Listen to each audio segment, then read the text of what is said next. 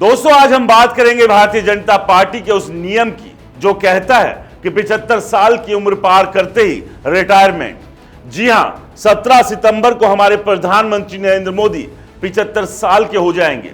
सवाल यह है, क्या पीएम इस नियम को मानेंगे या फिर बीजेपी का यह नियम उनके लिए सिर्फ कागज का एक टुकड़ा बनकर रह जाएगा। इसके साथ एक और सवाल, क्या राजनाथ सिंह या शिवराज सिंह चौहान बीजेपी के अगले राष्ट्रीय अध्यक्ष बन सकते हैं।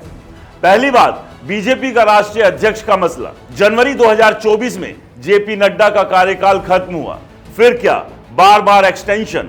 आखिरी एक्सटेंशन 20 अप्रैल 2025 तक था, लेकिन अभी तक नया अध्यक्ष नहीं चुना गया। जेपी नड्डा कुर्सी पर जमे और सवाल हवा में तैर रहा है। अगला अध्यक्ष कौन? चर्चाएं गर्म है। नरेंद्र मोदी और अमित शाह अपनी पसंद का नाम चाहते हैं, वहीं राष्ट्रीय स्वयंसेवक संघ यानी आरएसएस अपनी पसंद थोपने की जुगत में है। नामों की फहरिस्त लंबी है। संजय जोशी, वसुंधरा राजे, शिवराज सिंह चौहान, धर्मेंद्र प्रधान, भूपेंद्र यादव, स्मृति ईरानी, मनोहर लाल खट्टर, लेकिन अभी तक कोई फैसला नहीं। अब जरा ध्यान दीजिए, 31 मई और 1 जून को दिल्ली में बीजेपी की एक बड़ी बैठक होने वाली है। इसमें प्रधानमंत्री होंगे, अमित शाह होंगे और बीजेपी के बड़े बड़े नेता होंगे, और हां, संघ के कुछ लोग भी शामिल हो सकते हैं। यह बैठक कोई साधारण बैठक नहीं है। दोस्तों, कहा जा रहा है कि यही कुछ बड़ा होने वाला है। क्या राष्ट्रीय अध्यक्ष का ऐलान होगा या फिर कोई और सियासी दांव चला जाएगा। और हां, 31 मई को ही पीएम मध्य प्रदेश के दौरे पर भी होंगे। तो क्या यह सब कुछ पहले से तयशुदा स्क्रिप्ट का हिस्सा है। अब आते हैं दो बड़े नामों पर, राजनाथ सिंह और शिवराज सिंह चौहान। पहले राजनाथ सिंह, देश के रक्षा मंत्री, जिन्होंने कभी नरेंद्र मोदी को बीजेपी की तरफ से पीएम का चेहरा बनाने में अहम भूमिका निभाई थी, लेकिन फिर क्या धीरे धीरे साइडलाइन। पहले गृह मंत्री, फिर रक्षा मंत्री, और अब अचानक उनकी तारीफों के पुल बांधे जा रहे हैं। 25 मई को एक बड़े चैनल ने राजनाथ सिंह पर पूरी डॉक्यूमेंट्री दिखाई। सवाल यह है, यह अचानक इमेज बिल्डिंग क्यों? राजनाथ सिंह पहले 2 बार बीजेपी अध्यक्ष रह चुके हैं, क्या तीसरी बार की तैयारी है या फिर 17 सितंबर के बाद कोई बड़ा रोल? कुछ तो पक रहा है। दोस्तों, अब बात करते हैं शिवराज सिंह चौहान की। मध्य प्रदेश के मामा, जो लंबे वक्त तक वहां के मुख्यमंत्री रहे, लेकिन उन्हें दिल्ली बुला लिया गया। केंद्रीय कृषि मंत्रालय थमा दिया गया और मध्य प्रदेश की कमान मोहन यादव को दे दी गई। लेकिन शिवराज सिंह का मध्य प्रदेश से नाता टूटा नहीं।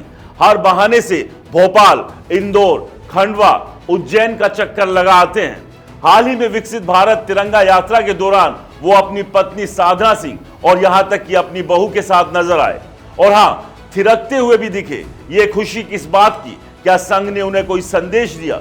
जब उनसे पूछा गया कि क्या कोई बड़ी जिम्मेदारी मिलने वाली है, तो उनका जवाब वही पुराना, मैं पार्टी का कार्यकर्ता हूं, जो पार्टी कहेगी वही करूंगा। दोस्तों, जब कोई नेता ऐसा बोलता है तो समझ लीजिए दाल में कुछ काला है।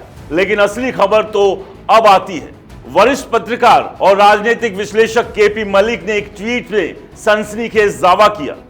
मैं उनके शब्दों में ही बता रहा हूं, मोदी की आपदा में संघ को मिला अवसर। उन्होंने लिखा कि हाल के घटनाक्रम, खासकर पहलगाम हमले के बाद मोदी सरकार की कूटनीति, विदेश नीति और सामरिक नीति की पोल खुल गई। मोदी अपने जीवन के सबसे बड़े संकट में है और इस संकट में संघ 2 बड़े अवसर देख रहा है। पहला, 75 साल की उम्र का हवाला देकर सितंबर में मोदी को हटाने का मौका। दूसरा, अपनी पसंद का बीजेपी अध्यक्ष बनाकर गुजरात लॉबी की सियासत को खत्म करना। केपी मलिक के सूत्रों का कहना है कि संघ के भीतर यह चर्चा जोरों पर है।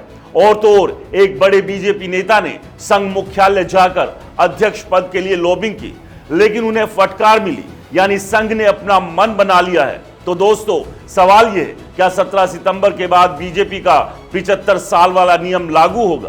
क्या राजनाथ सिंह या शिवराज सिंह चौहान बीजेपी की कमान संभालेंगे, या फिर संघ और बीजेपी के बीच का यह टकराव किसी बड़े सियासी भूचाल का संकेत है? 31 मई और 1 जून को बैठक पर नजर रखिए, क्योंकि यहीं से कोई बड़ा क्लाइमैक्स सामने आ सकता है। फिलहाल के लिए नमस्कार।